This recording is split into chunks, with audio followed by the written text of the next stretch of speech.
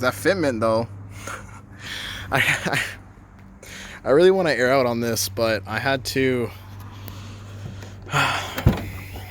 fully disconnect all of my air suspension. So this is just kind of set in place. Nothing's connected.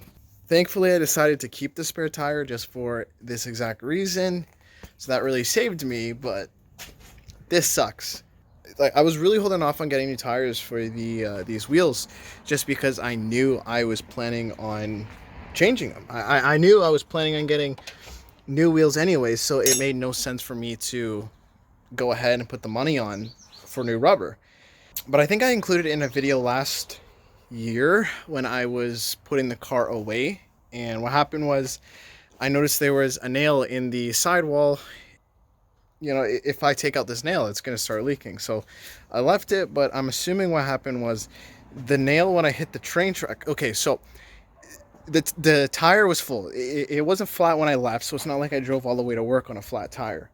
But every morning I go across train tracks, and I'm assuming what happened was I hit the train tracks at the exact perfect spot for it to hit the nail, and I'm assuming the nail got pushed up and out of the rim, and I guess just all the pressure just kind of blew it out the side, and that's what happened. That's what made the tire deflate.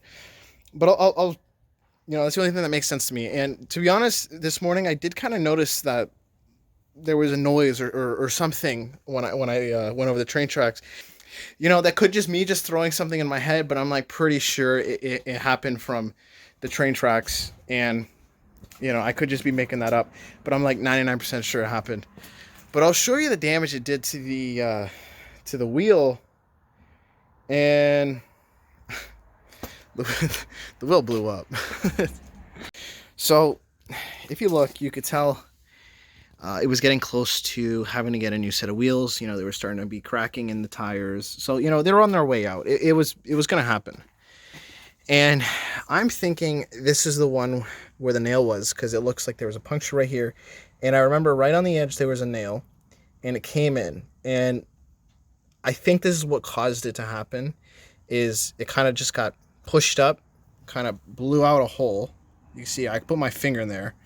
The whole thing, it's gone. It's, you know, there's a hole right into the tire. And it also, where else did it go? It also made a hole in here, it looks like. It cut the tire right out. Yeah. And there's just so much warping to the tire. It's just, you know, I drove on it for a bit, didn't even realize. I don't know how I didn't realize, but I didn't. But just looking at the wheel real quick, there's not really any damage I can tell. Just a little right here. It looks a little chewed up. That could have been the nail where it kind of left. But other than that, like, I don't see any bends.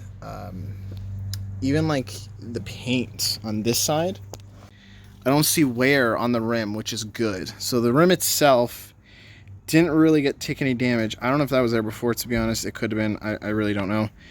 It just really seems like everything I do, it's one step forward, two steps back. And I try to stay ahead, and I try to, you know, not give up and push forward. And I feel like I do that pretty well, because there's been a lot of situations with myself and working on cars to where, you know, I want to give up. I get screwed over and over and over again. You know, just look at the paint I did on the Impreza. You know, just, I primed the whole car, and I had to sand the whole thing because I made a mistake, you know, and that was my own fault. But I learned from my mistake. I went through it, and, you know, I managed to get the car painted. You know, it's not perfect. You know, I'm not going to sit here and say it was a perfect job, but I got through it. But it just seems like everything I do, it's just something. Like, it's never smooth. Everything I do, there's something wrong. It's rare if something is good. Like, even the suspension. There's been so many problems with the suspension. Like, I can make a video on it if you really want it. Like, right now, I mean, other than the leaking right now, you know, like, I have a blown bearing on my top hat. The suspension doesn't even have 7K on it.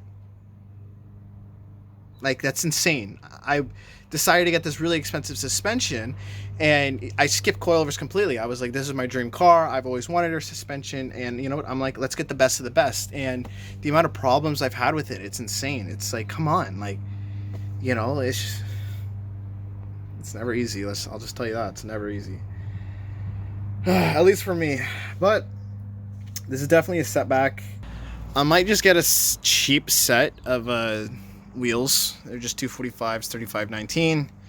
Sorry, and just get them thrown on the car just so we have something to ride on for right now, because this car's stranded. I'm not driving around on it on a spare. There's no way. And to be honest, I don't know when my new wheels are going to be here. It could be up to a month at this point. I really don't know. I don't know.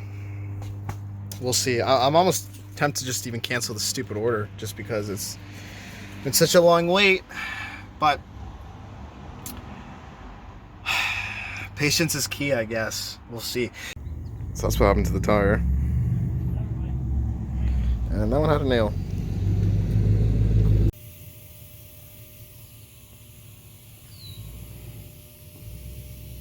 Alright, so I got some Mazzini tires, I guess you say it. Not sure if you do. Just honestly, I just got the cheapest tires I can get. But to take out the spare, I had to completely rip apart my trunk. So I got to put this all back together. And I'm just going to clean it up because you can see there's a lot of bits of wood everywhere. So give that a vacuum, put this all back together until I get my new fittings. It's like, again, it's the new and old.